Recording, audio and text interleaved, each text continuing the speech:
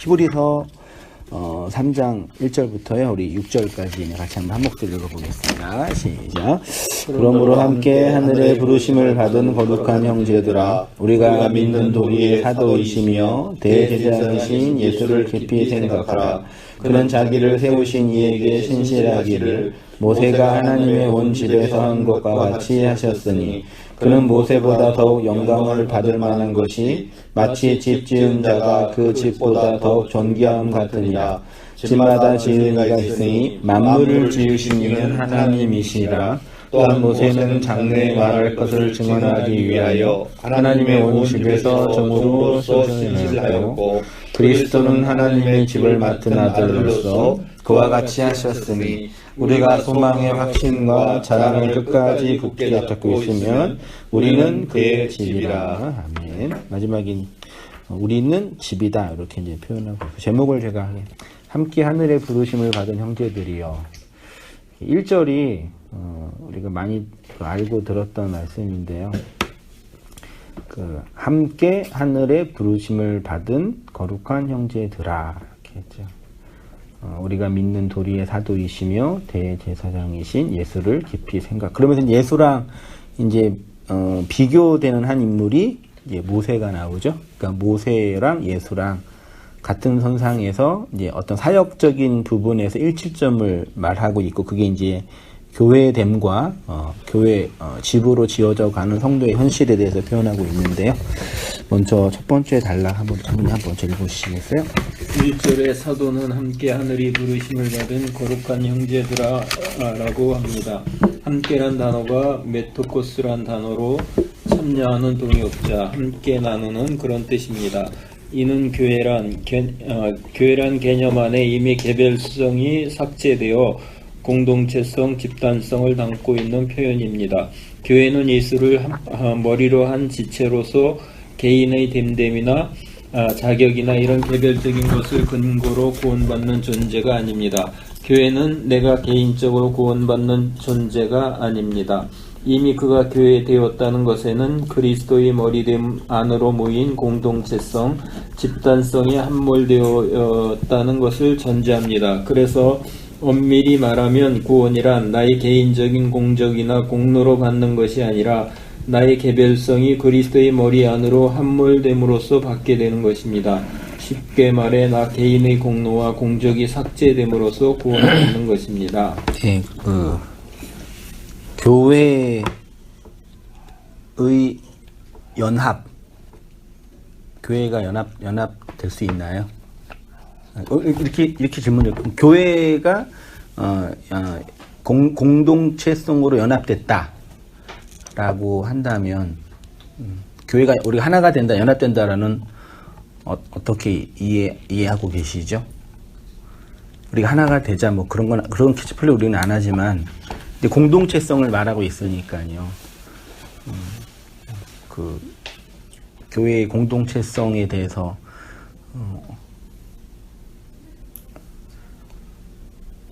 알고 계시나요? 질문이 뜻이 하여튼 우리가 그리스도와 하나 되었는 것으로 연합된 것으로서 그런 자들이 모이는 것이니까 결국 그리스도 안에서 하나 되는 것.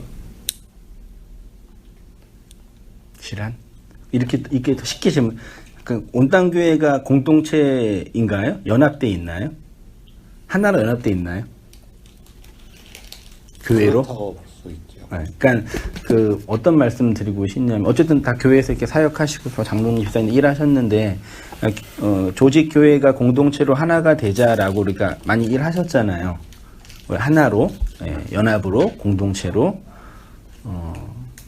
그런 의미의 연합이 아니라 내용적 의미의 연합이 있는 거죠. 그렇죠. 그렇죠. 예. 근데 그게 이제 되게 좀 어렵고 어려운 부분이 좀 있는 것 같아요. 그러니까 이걸 깨닫기 전에는 교회 안에서 그런 연합이란 개념이 교회 개별 그 조직체에 대한 어떤 조직의 연합으로서 생각을 했던 거죠, 이제. 네. 지체성 뭐 이야기하면서. 그러니까 이제 사람들 간의 연합이지 사실. 그냥 하나의 눈에 보이는 한 조직체로서의 그 연합을 그러니까 그 깊이까지 들어가지 못했던 것 같아요. 그런 거 다 일하셨잖아요. 네. 근데 실은 우리가 일하면서 그렇기 때문에 하나로 연합됐다고 실질적으로 느끼지는 못한 거죠. 또 실질적으로 연합이 되었다 하더라도 그 구성으로 나오면 그걸로 끝이었죠. 그렇죠. 아무런 의미가 사실 본질적인 의미가 본질적인 것이 없었기 때문에 그렇죠. 그러니까 저 장인어른들 봬도 장로님까지 헌신하시고 일하셨는데 나오니까 그냥 똑같죠. 그냥 교회를 옮기고 이런 개념이 아니라 어떤 의미에서 구원 자체까지 흔들리는 어떤 그런 뉘앙스더라고요. 제가 볼 때는요. 그러니까 그러면 이제 우리의 그 교회의 연합과 공동체성은 어떤 걸 지향해야 되냐라는 그런 현실적인 문제가 나오는 거죠. 그래서 만약에 이런 묵시 체계 안에서 우리가 교회로 연합해야 합니다. 하나가 돼야 합니다. 이렇게 이제 어떤 슬로건이나 캐치플레이를 들이대면 많은 성도님들이 또 이제 이전에 경험했던 그런 차원의 조직적인 연합을 또 하려고 그러시나? 혼란스럽죠. 네. 혼란이 올 수 있죠. 그럼 조직적인 연합은 하면 안 되는 건가요? 아니죠. 결국은 그것도 그러니까 하나의 형체로서 그러니까 그릇으로서는 필요한 거겠죠. 그릇의 의미로서 필요한데 정작 그 그릇 안에 담을 내용이 없어서 문제가 됐던 거지. 우리는 이제 그런 그릇도 이제 그릇이 이제 필요하잖아요. 뭐 교회가 이렇게 구성돼서 어떤 일을 하려면은 그릇이 필요한데 그릇 안에 담을 내용이 이제 준비되는 게 이제 중요하겠죠. 그러니까 우리는 장로님 그렇게 이제 보시고요. 약간 어떤 면에서 약간 보수적인 입장일 수 있으신 거죠. 그렇죠? 이제 그러니까 저는 또 다른 생각을 하고 있는 게 뭐냐면 아무리 우리가 이제 그 교회로 하나로 이렇게 뭉치자고 그래도 본질적인 뜻이 같지 않는 사람들은 그 하나가 되지 않는다는 거죠.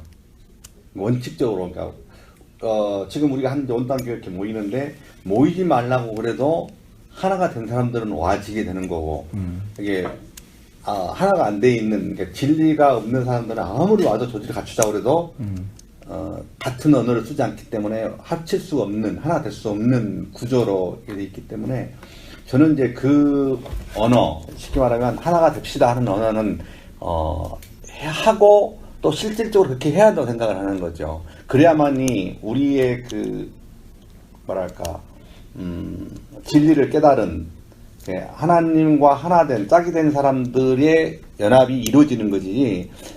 물론 우리가 다른 데 간다고 해서 안 이루어진 건 아니지만 그럼에도 불구하고 이 교회 안에서도 우리 하나 되라고 말하는 것이 저는 맞다고 보는 거죠.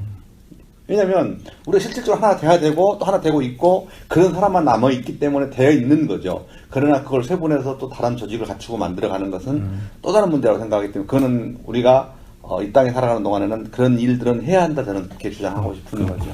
왜냐면요 그 야유회나 이런 그런 뭐라 그럴까요? 그 교회 야유회 뭐 조직 이런 거를 그냥 주일날 가는 건 처음이잖아요. 제가 작년인가는 어른들끼리 주일날 끝나고 이렇게 보통 가셔고 교제하셨는데 개척한 지 5년 됐는데 처음 한 1년 있다가 처음 한번 이렇게 제가 주도해서 했는데 한 분이 그렇게 한 모임만 하자고 해가지고 했는데 분위기가 싸늘하더라고요.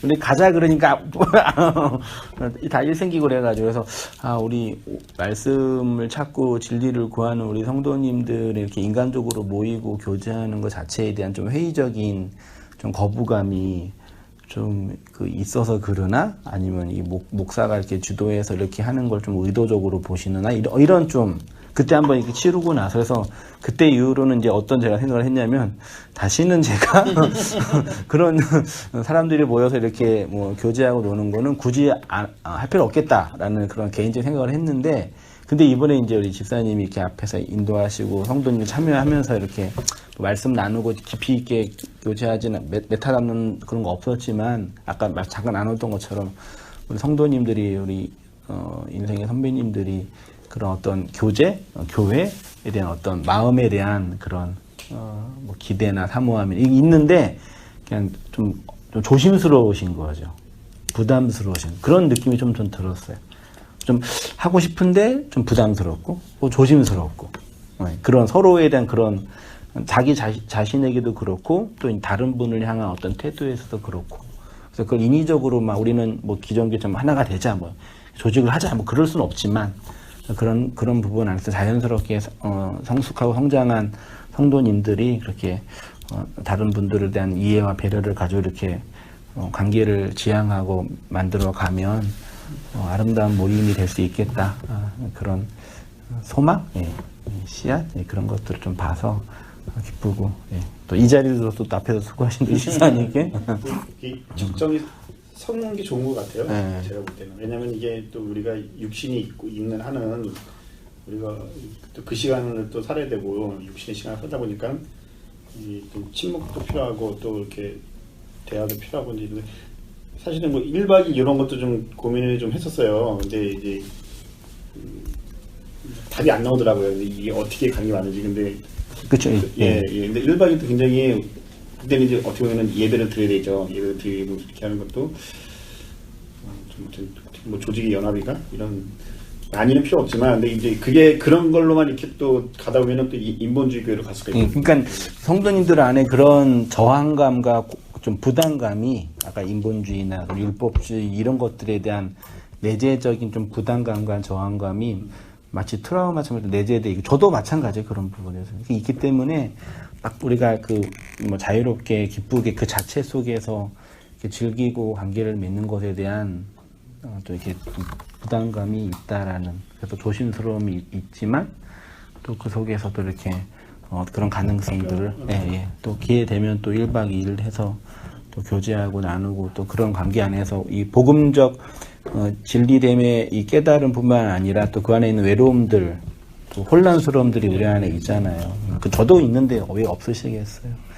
그래서 누가 옳다, 누가 그르다의 문제가 아닌 거니까 좀 그런 부분을 이렇게 아우러서 어쨌든 이렇게 교회 생활 오래 하시고 인생의 선배님들 또 이렇게 이해가 깊으신 분들을 대한 태도를 다른 거니까 저는 그런 어떤 가능성과 그런 어떤 희망, 기쁨들을 최근에 그 나눔하면서 남자들 성도도 이쪽으로 그래서 그런 얘기가 나왔었어요. 조직 얘기가요.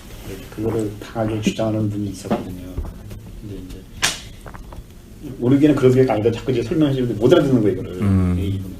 그래서 혹시 개인적으로 상처받지 않았을까 생각이 좀 들긴 드는데. 그런 건 이제 조심스럽게 천천히 이렇게 필요가 있는 안 거예요. 되더라고요.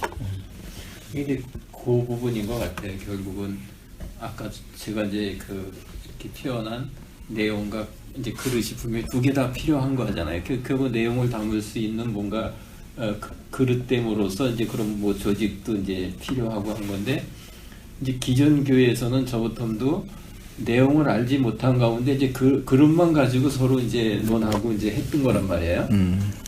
근데 우리는 분명히 이제 그 내용이 있단 말이죠. 이제 목사님도 그 내용을 분명히 매주마다 선포하시고 그걸 우리가 먹고 있고 이제 그걸 알고 있는 상태에서 그럼 그것만 가지고 또 존재를 못하는 거란 말이에요. 결국은 그릇에 담아서 뭔가 표현이 되고 이제 서로 나누게 되려고 그러면 뭔가가 이제 형체가 필요한데 그런 의미에서 우리 교회는 물론 이제 그 그릇에 대한 그 형체에 대한 것은 최소화를 이제 시켜야 되겠지만 그것이 아주 전혀 무시해서는 이제 안 된다고 보고 그러면 결국은 그걸 우리가 이제 우리 온땅교회가 지금 그럼 어느 정도까지 그거를 이제 교회를 유지하기 위해서 필요한가를 우리가 세워나가는 그런 과정인 것 같아요. 이건 그건 예가 없으니까 지금 일반 교회에서 그런 예는 없으니까 우리가 이제 선구자로서 이제 세워나감이 필요할 것 같아요. 지금 그 시기인 것 같아요. 그래서 한번 한 집사님께 장로님 하셔야지 그러니까 되게 경계를 별로 안 좋아하시더라고요. 그러니까 지난번에 그 조직 이야기가 나와서 이제 벼슬 이런 게 아니라 교회 조직은 기능적으로 할 수 있는 기능을 잘 발휘하기 위한 좋은 조직들은 만들 필요가 있는 그렇죠. 거죠. 네. 기능을 위한 감투나 어떤 자기 위치나 헤게모니가 아니라 일 자체를 위해서. 처음에 교회도 그렇게 출발했을 거예요. 그렇죠. 그렇게 필요하니까 한 거죠. 네, 필요하니까 처음에 장로들 초대교회가 했겠죠. 그 탄생할 때는 그 장로를 세우고 안수자를 세우고 뭐 할 때는 아마 그런 기능적인 뭐 스반 집사를 세울 때 교회가 특별할 때도 그 말씀 사도들 말씀과 기도하는 전망하겠고 그 행정은 얘네들 해라는 그 의미에서 만들었던 그 하여튼 특별히 필요해서 만든 조직이잖아요. 이제 그게 이제 시대가 지나가면서 타락하면서 변질돼 있기 때문에 그러지. 그러니까요. 제가 이게 복음주의 그 대학생 운동하면서요, 되게 도전받았던 게 연합을 잘해요. 그러니까 신학적인 연합도 잘하고 조직적 연합도 잘해. 물론 다른 헤게몬이 있겠지만요. 그러니까 신학적으로 이렇게 소통도 하고 토론도 하면서 움직여졌거든요. 근데 이 묵시 체계 안에 있는 목회자도 있고 리더들 많이 있잖아요. 좀 안다고 하는 분들. 근데 그분들은 연합이 아니라 싸워. 좀만 달라도 그냥 공격하고. 좀만 자기 생각이 안 맞으면 무조건 갖다 붙이고. 그래서 이런 그 되게 예민한 게 도대체 어디부터 시작되는 걸까? 좀 그런 고민도 들어요. 복음주의 쉽게 말하면 우리 지금 진리 안에 있다고 말하는 것도 그렇지만 신학자 교수 이 그 좀 뭐랄까 자신의 그 좀 고민해 봤고요. 아무튼 예. 그다음에 그런 공동체성과 함께 이제 그다음 창세전에 시작된 그 구원은 우리 전집사 읽어주세요. 뿐만 아니라 우리의 구원은 창세전부터 시작됩니다.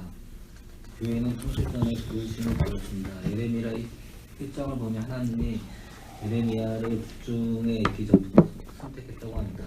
예레미야가 북중에 지어지기 전에 선택했다는 것입니다.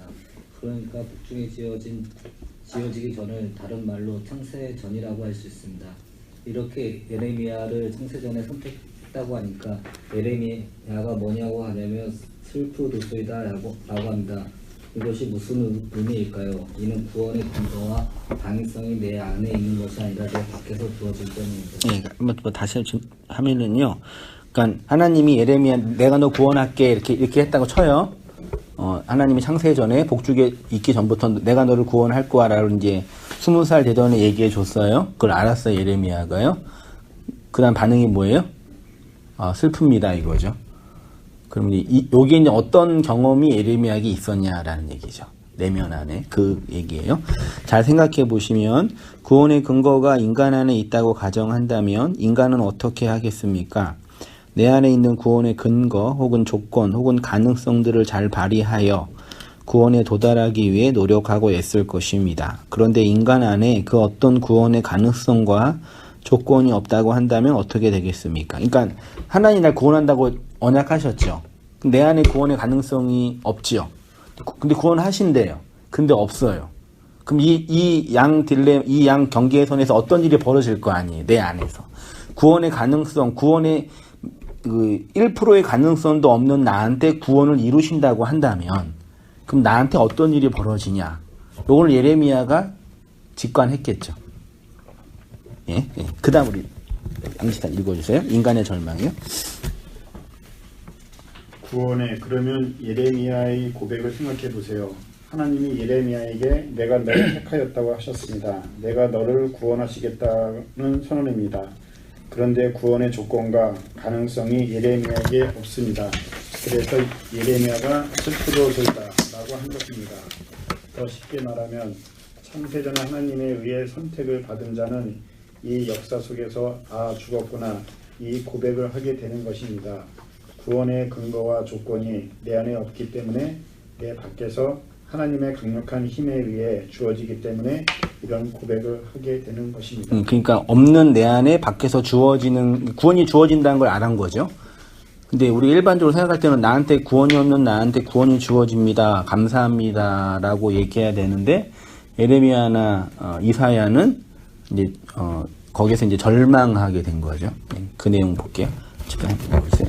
성도는 창세전에 교회로 부름을 받습니다. 교회는 그리스도의 몸이며 그래서 지체라고 합니다. 그런데 이것이 무엇으로 확인되냐면 십자가로 확인되는 것입니다. 놀랍게도 예수님의 십자가는 우편 강도와 좌편 강도 가운데 세워졌습니다. 이는 십자가로 두 세계가 갈려지는 것입니다. 둘 다 강도입니다.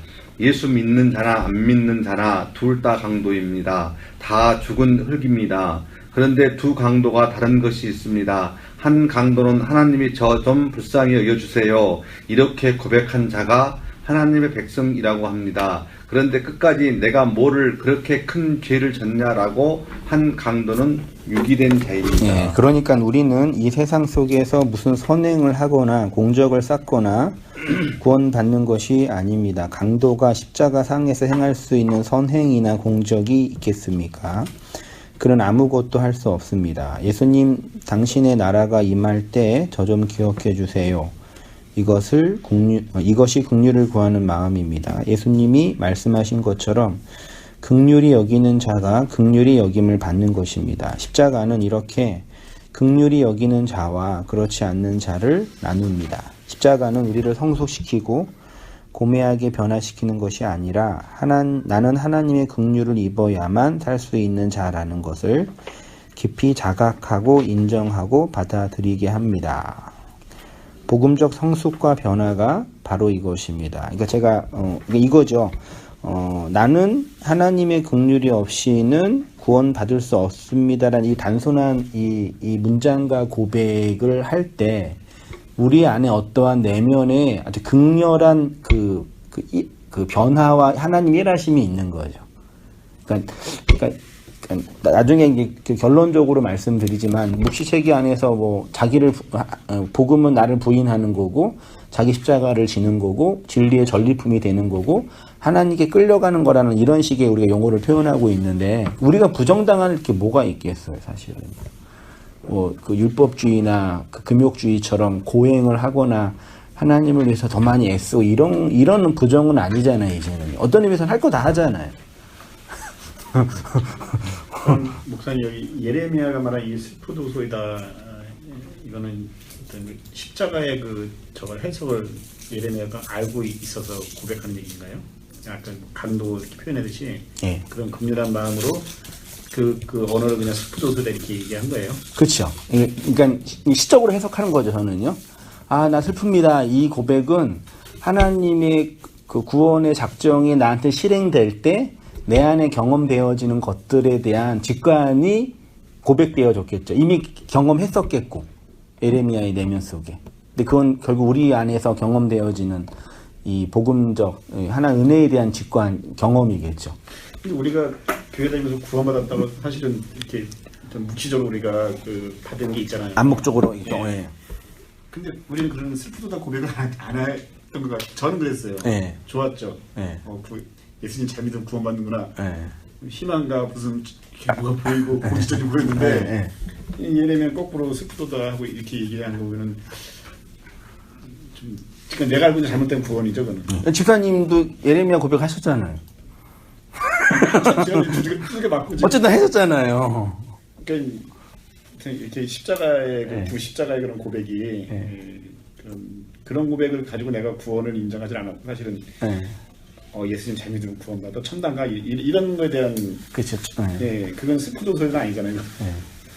그런 고백은 아니. 그러니까 그 기존 이 왜곡된 복음주의 계열의 교회에서는 이 선지서 자체가 싫은 거죠. 선지자들의 그 신학 자체가 안 다가오는 거죠. 저도 진짜 희한한 게 처음 20살 때 처음 그 신앙생활하고 교회 생활하고 말씀 생활하는데 혼자 성경을 읽고 이사야나 예레미야에 있는데 이게 본문만 있는데 내가 지금 듣고 있는 기독교랑 정반대 얘기를 이분들이 하고 있는 거예요. 말이 안 되시네. 한글로 읽어봐도 내가 어저께 들은 설교랑 정반대 얘기를 하고 있다며 이분들은. 그러니까 항상 이게 고민이었어요.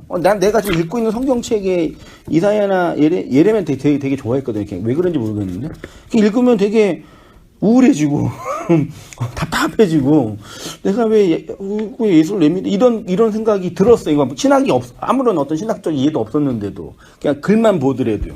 근데 주일날 설교 듣는 목사님의 설교를 들으면은 정반대를 하니까 그러면 뭐지 이런 그 신학적 혼란이 있었던 거죠.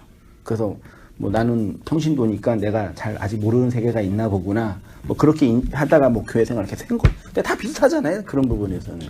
근데 우리는 안 그랬었어요. 아니 목사님 말하면 저게 맞구나 이렇게 생각했지. 성경을 안 보신 거예요? 봐도 안 깨달아지니까 저게 맞구나라고 생각했지. 한 번도 내가 목사님처럼 그런 경험을 해본 적이 없어요. 회의나 질문을. 그렇죠. 저 같은 경우는 어릴 때부터 교회를 주입시켜 받아가지고 주입. 잘 받아놨기 때문에 저게 맞는 거지 내가 한 번도 내 생각을 주입시켜 본 적이 없어요. 그래서 저게 틀리구나라고 생각해 본 적이 없잖아요. 그렇게 자랐던 신앙생활이니까 이 복음, 그러니까 진리 김성수 목사님을 통해서 들어온다는 것이 그래서 어려운 거죠. 그런 부분에서. 네네. 그게 그러니까 지금 제가 이렇게 몇 사람한테 이야기하면요, 하나 딱 들어보면요, 야, 그 이단이야 대부분 거의 그래요. 그렇게 배우고 잘하고 몸에 익혀 있고 그게 생활화돼 있는데 어디 그게 들어올 그 틈이 있냐고요.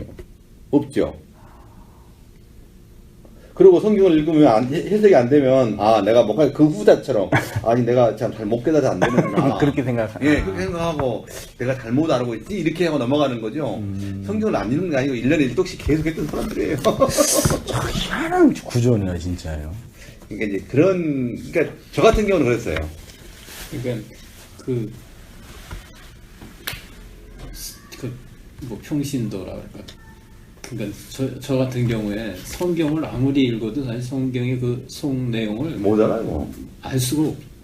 그러다니까요. 저는 사실은 지금도 제 스스로 성경을 읽어가지고 내용을 전달받지 못하고 저는 지금 고백을 하자 그러면 말씀을 들을 때 해석된 걸 들을 때. 예. 그 얘기만 들려야죠. 그런 의미에서는. 스스로 지금 성경 읽어가지고 그 내용을 안으로 들어가서 전달을 받지 못해. 그래서 이렇게 말씀 듣는 걸보다 그 들으면은 아직 속으로 그냥 진짜 기가 막히게 그냥 쪽쪽 빨아들이는데 내 스스로 이렇게 내용을 찾을 수가 없더라고요. 지금도. 그러니까 이게 우리가 알고 있는 이 한글로 된 이 성경책이 굉장히 오해를 많이 일으키는 문자들이 되게 많아요. 거의 다 오해하게 되죠, 완전히 진짜. 그러니까 히브리어, 헬라어 뭐 이런 것들에 대한 원어에 대한 해석을 목사님도 잘 풀어줬으면 좋은데 못 만나고 여태까지 신앙생활 했었기 때문에 우리는 그냥 그대로 믿는 거예요. 여기는 내가 느끼는 그대로 문자는 알고 있으니까. 근데 이 문자가 잘못된 걸 가지고 얘기하니까 마치 소경을 인도하는 그런 꼴이 돼버린 거죠, 여태까지. 그러니까 이제 저희들이 이제 한 7년, 8년 정도 됐죠. 이 복음을 듣고 지금 우리가 깨달은 지가. 그럼 저도 처음에는 이제 어떤 생각을 했었냐면, 이제는 내가 김성수 목사님을 통해서 새로운 복음을 알았기 때문에 성경을 읽으면 새롭게 읽혀질 거라고 생각을 했었어요. 저도 그랬어요. 근데 안 되더라고. 그리고 나서 내가 성경을 읽었는데, 문자적으로 다가오는 건 똑같은 거예요. 율법적인 생각으로 다가오는 거예요. 그래서 아무리 바꿔서 읽어버려도 안 되는 거예요. 내가 그래서 지집사님이 그게 깨달았다니까 내가 되게 부러웠어요. 그러다가 제가 한 3년 하다 안 되니까 성경을 덮었어요. 내 책상에 성경을 없앴어요, 지금. 읽으면 더 옛날처럼 읽으시니까. 저 집사님한테 처음 들었는데 사실 똑같은 경험이에요. 아니, 솔직히 안 돼요. 그래서 내가 보면대랑 성경책을 내가 내 책상에 있던 성경이 있었어요. 근데 그걸 덮었어, 제가요. 안 읽은 지 한 4년 됐어요. 성경 안 핀 지가. 왜? 읽으면 율법이 눈에 보이고 내가 옛날에 줄쳐놨던 거. 율법이 보이는 거예요? 네. 그 안으로 안 들어가죠. 안 들어가죠. 복음 안으로. 그러니까 뭐예요?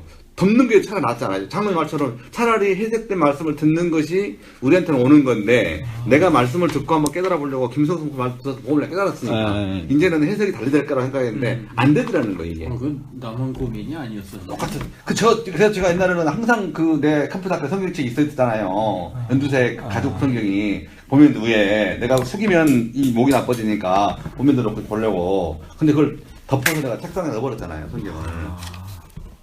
지금 내 성경을 안 읽고 솔직히 말하면 왜? 읽으면 그게 헷갈리고 더 안 되니까. 내가 집사님 나눌 때 내가 되게 부러운 게 뭐냐면 본인은 성경을 읽고 그게 말씀을 깨달아진다는 거죠.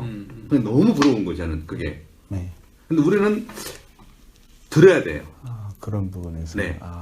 그래서 저희들이 김성수 목사님 듣고 인터넷 찾아들어 듣는 이유가 그래서 그런 것이지 안 깨달아지니까요. 아직도.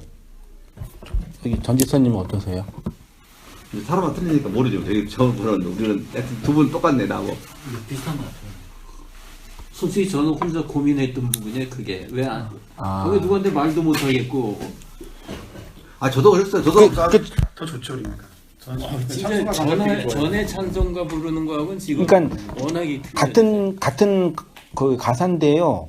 그러니까 어떻게 보면 율법적으로 해석할 수 있는 가사인데도 이 복음적인 어떤 이해가 생기니까 그게 어떤 의미인지 알게 되니까 더 자유롭게 부를 수 저는 그건 사실이죠. 그런 어떤 변화가 있는 거잖아요. 그러니까 찬송가 가사가 실제 내 얘기더라고. 이 가사 쓴 사람이 이거를 쓴 거구나 이 마음을. 납비 선생을 만난다는 게 되게 중요한 것 같아요. 우리 인생에 그러니까 그래야 우리가 제대로 된 걸 들을 수가 있는 거거든요. 우리가 눈으로 봐서는 문자는 알지만 전혀 해석이 안 되고 있는데 결국은 이걸 듣게 해주는 사람이 김선수 목사님이었고 그게 또 들리니까 이제 자꾸 이제 거기에 대해서 이제 은혜도 있고 또 알려고 하고 이렇게 그러니까 들음으로써 알아지는 거죠. 이건 이제 저가 이제 지금 교회 와가지고 이제 목사님 말씀이 이렇게 전하시는 그 부분이 내용이 이제 사실 이제 김선수 목사님 말씀 듣고서 이제 어느 정도 이제 틀이 이제 세워진 상태냐, 이거였었구나. 성경이 전하고자 하는 내용이 이거였었구나 하고 어느 정도 이 틀이 세워진 상태에서 목사님 말씀을 듣고 있는데 하여튼 목사님의 지금 이제 제가 개인적으로 목사님 지금 그 주일마다 이렇게 말씀해 주시는 게 사실은 김선수 목사님 버금가는 말씀 그 내용으로다가 이제 꽉 차게 이렇게 받고 있거든요, 매주. 그러니까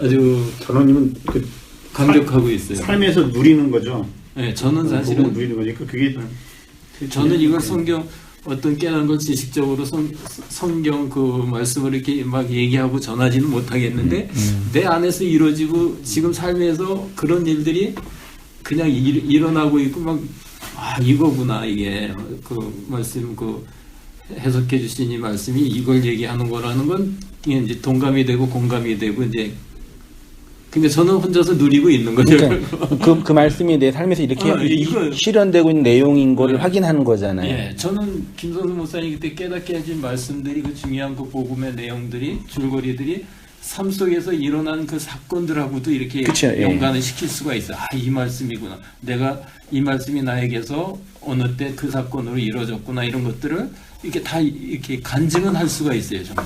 그러니까 소위 말해 이제 삶을 해석하는 말씀이라는 측면을 제가 한 표현한 거잖아요. 근데 네.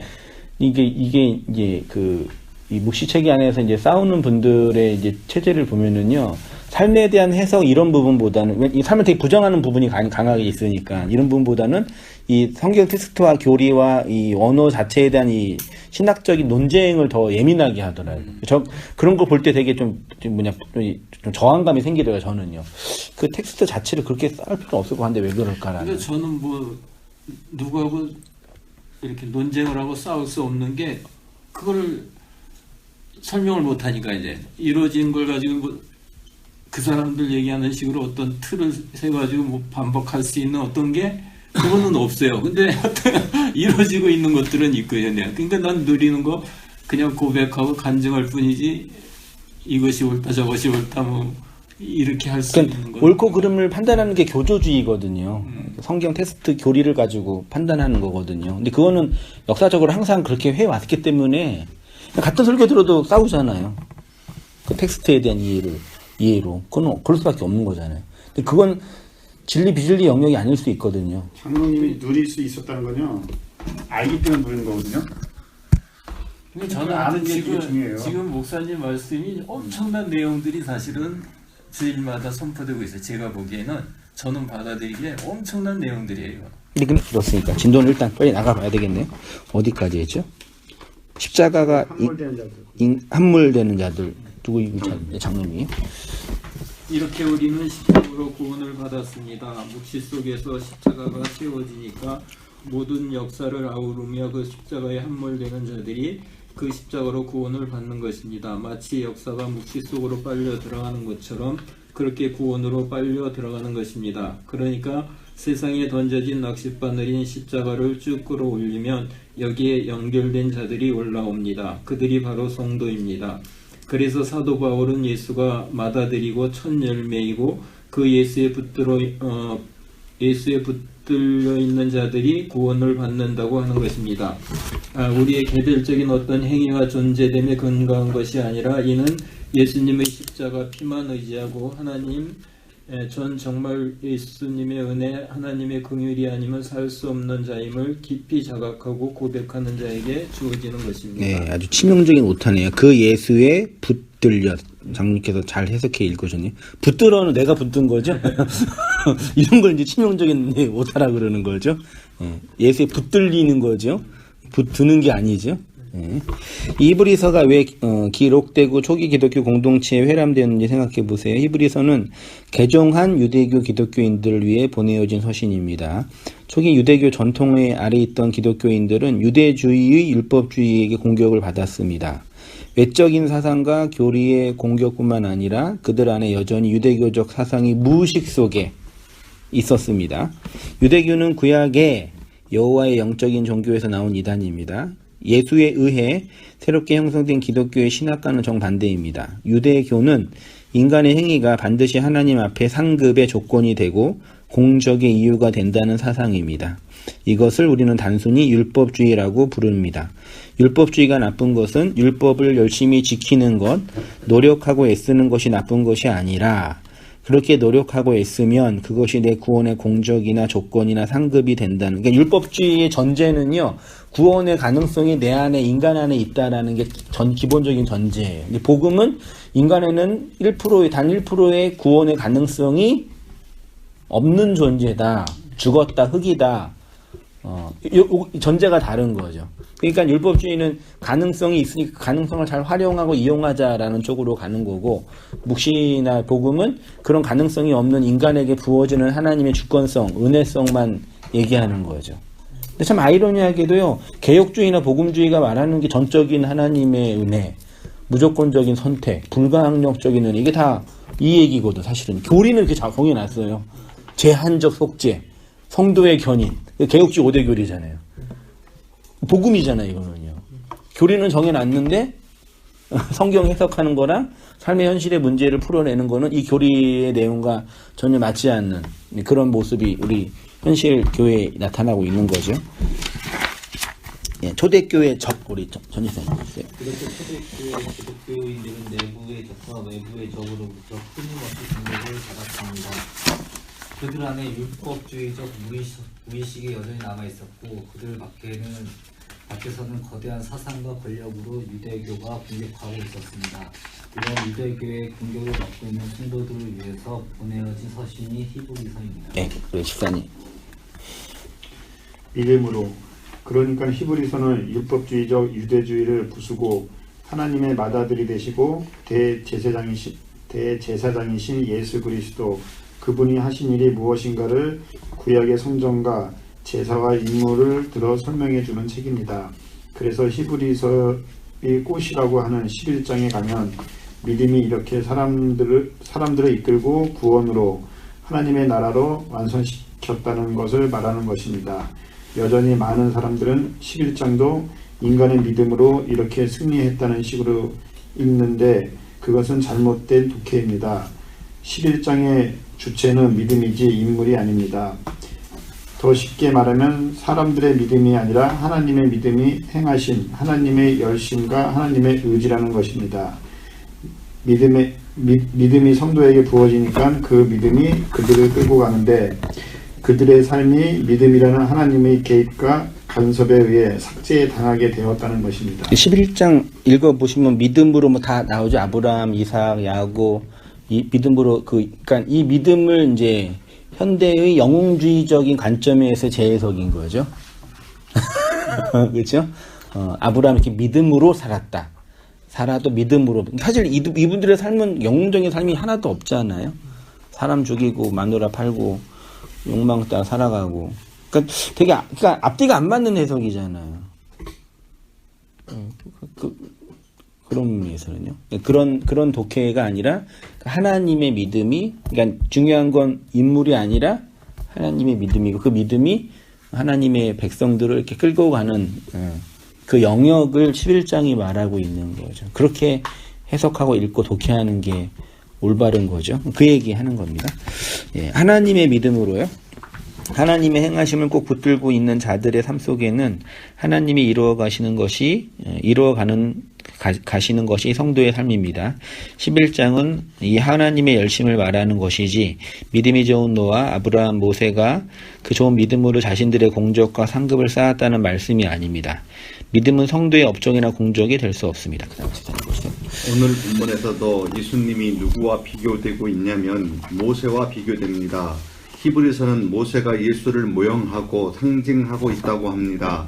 사실 구약에서 모세는 율법지를 대표한다고 생각하지만 실제 모세의 내용은 예수를 모형합니다. 그래서 모세가 중보자로 나오는 것입니다. 밑에도 읽어주세요. 하나님이 이스라엘에게 율법을 왜 주셨습니까? 흔히 율법은 경고하고 경계하는 책이라고 합니다. 출애굽기를 보면 율법을 주실 때 하나님과 이스라엘이 언약을 맺습니다. 언약이 무엇이냐면 내가 너희들에게 어떤 법을 줄 것인데 지킬 수 있는지 물어보십니다. 그러자 이스라엘은 지킬 수 있다고 합니다. 그렇게 다짐하고 거기에 피를 뿌립니다. 내가 피를 흘려 죽는 한이 있어도 이 약속은 지킬 것입니다. 라는 맹약입니다. 그래서 하나님은 모세에게 산으로 올라오라고 하십니다. 그리고 40일 동안 산에서 율법을 써서 보냈습니다. 그런데 산 아래에서 어떤 일이 벌어졌습니까? 이스라엘은 금송아지를 만들어 숭배하고 있었습니다. 네, 십계명의 핵심은 그 하나하나의 세목을 지키라는 것이 아니라 너희가 진짜 나를 사랑할 수 있니? 라고 묻는 것입니다. 그래서 율법의 핵심은 너희 하나님을 목숨을 걸고 사랑하라고 하는 것입니다. 그런데 그들은 누구를 사랑하고 있었냐면 금송아지를 사랑하고 있었습니다. 그런데 금송아지는 그들이 생각하는 하나님이었습니다. 하나님인데 그들이 애굽에서 보고 듣고 배운 풍요의 신이 바로 금송아지입니다. 그런데 이 신이 그들의 생각하는 하나님이라는 것입니다. 그래서 모세가 하나님께 받은 돌판을 던져서 깨뜨렸습니다. 언약이 깨졌다는 것입니다.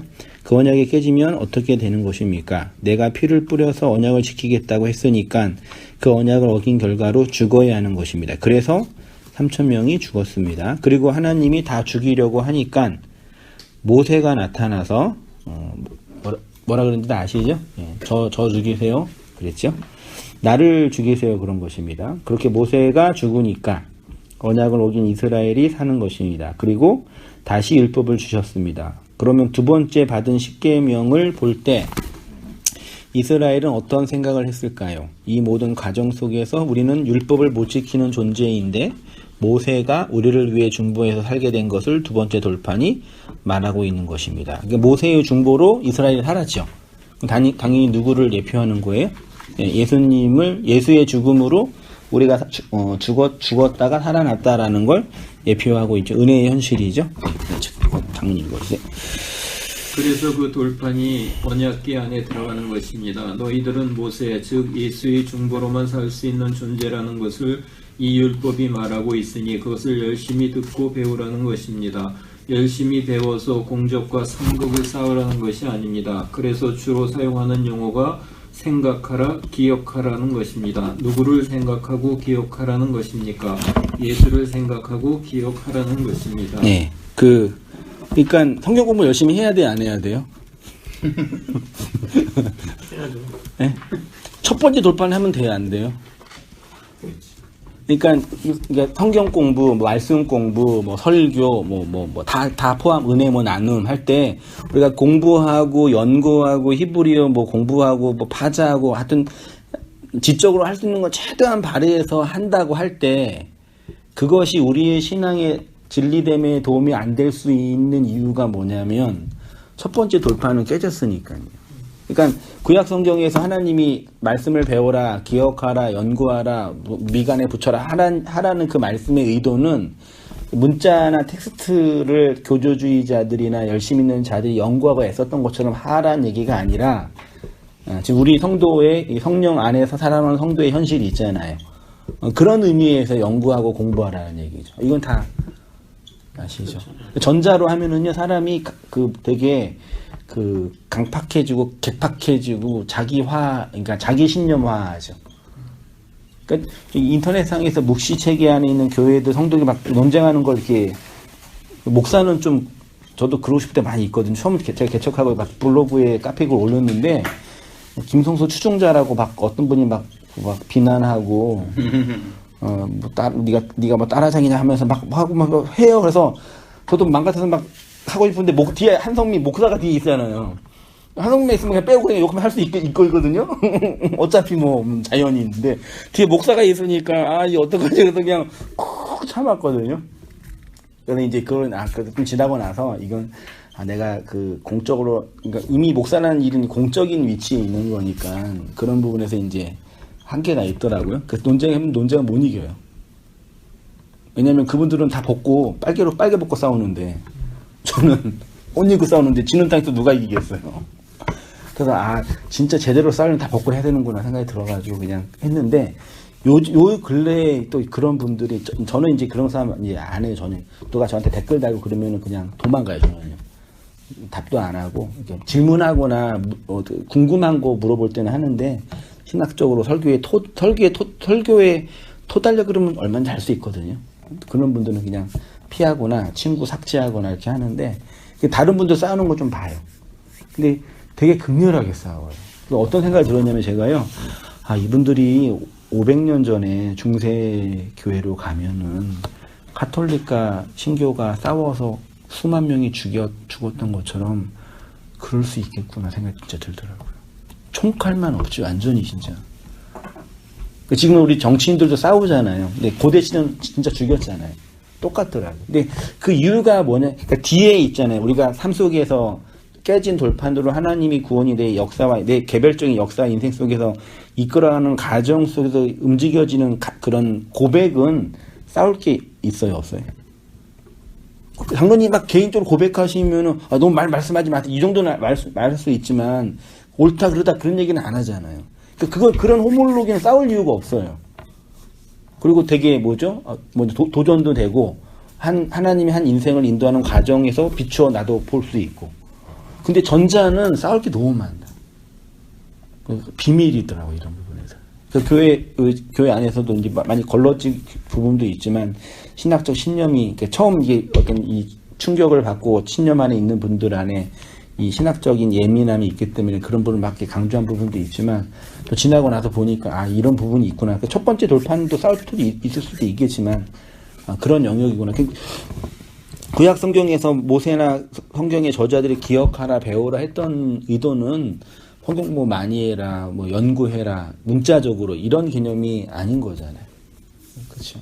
놀라운 하나님의 일하시는 것 같아요. 예, 있습니다. 율법 그렇게 이제 율법을 오해하고 있었던 대표적인 사람들이 이제 유대교 바리새인들인 거죠. 누구 읽기 잘하시죠? 예. 그런데 유대주의가 무엇을 가리키고 있는 것이냐면 율법의 내용의 예수를 못 보고 그 율법을 계명과 규범을 열심히 지켜서 공적과 성급을 쌓아 하나님께 인정받는 자로 노력하라는 것입니다. 여전히 인간 안에 구원의 가능성과 조건이 있다는 전제입니다. 유대교가 율법을 이렇게 이해하고 오해하고 왜곡하여 그것을 신적 신념으로 교류화한 것입니다. 그래서 예수님이 오셔가지고 유대인들이 자주 했던 말이 너희가 하나님도 모르고 하나님도 모르고 오해하고 있다는 얘기죠. 그러니까 첫 번째 돌파는 빠삭하게 알고 있죠. 그 얘기, 그러니까 관점이 다른 거예요. 깨진 첫 번째 돌파만 맨날 얘기하니까 유대인들은 그게 아니라 그게 깨져서 성령이 와가지고 두 번째 돌판이 하나님 은혜 현실을 설명하고 있는 우리의 현실을 얘기하고 있는데 왜 그걸 모르고 첫 번째 돌판 가지고 싸우냐 이지 않을까라고 한번 추론해 봅니다. 저는요. 마지막 읽고 정리할게요. 그리스도의 십자가가 우리를 삭제한다는 것이 바로 이것입니다. 나의 어떠한 노력으로 이 공적과 상급을 만들거나 싸울 수 없다는 것입니다. 이것이 삭제당함, 부정당함, 죽음으로 넘겨짐, 진리의 전리품이 되는 성도의 현실입니다. 선악과목은 인간의 본성적 욕망과 정반대입니다. 그래서 예레미야나 이사야가 하나님의 창세된 언약과 열심히 자신에게 떨어진다는 것을 자각할 때 슬프도소이다, 화로다 나여 망하게 되었다 라고 고백한 것입니다. 그냥 고생한다는 것이 아니라 인간 본질, 본성과 심령 깊은 곳까지 하나님의 간섭과 통치에 차압당하여 내공로와 상급이 무너지고 하나님의 믿음에 의해 끌려가는 하나님의 열심에 대한 고백인 것입니다. 네, 여기까지 정리 마치고요. 잠깐 한 말씀 느낀 점이시나? 아니, 집사님 이 말씀을 많이 안 하셨어요? 발언권을 많이 주십니다. 아까 뭐 몸의 지체 뭐 그런 얘기 말씀하셨잖아요. 네. 그게 이제 습관 인간들이 추구하는 건가? 우리는 욕망만 추구해서 결국은 지킬 수 없는 그 모세에게 언약 돌판도 나온 것 같고요. 좀 그런 생각이 드네요. 그러니까 하나님 생각은 어떻게 보면 우리를 자꾸 삭제한다는 것은 우리가 갖고 있는 욕망을 자꾸 없애는 거잖아요. 그러니까 우리는 힘들 수밖에 없고 슬프다고 이렇게 고백하는 것 같아요. 그런 부분에서는 나는 오늘 둥지를 하나 왔는데 아니, 나만 그렇게 성경을 덮어내자 그랬더니 덮는 사람이 또 다른 거지. 되게 성향도 비슷하시나요? 안 그래요, 성경. 또 다르세요? 다른데 네. 좀 너무 오늘 내가 특수한 거를 배워가지고. 근데 많은 우리 성도님도 집사님들도 비슷한 영역이 있어요. 얘기만 안 했을 뿐이지 그런 그럴 게 수도 있겠지요. 감각이 있으셨을 것 같아요. 모르겠어요. 오늘 말씀 들어보니까요. 하여튼 저는 성경처럼 덮은 지가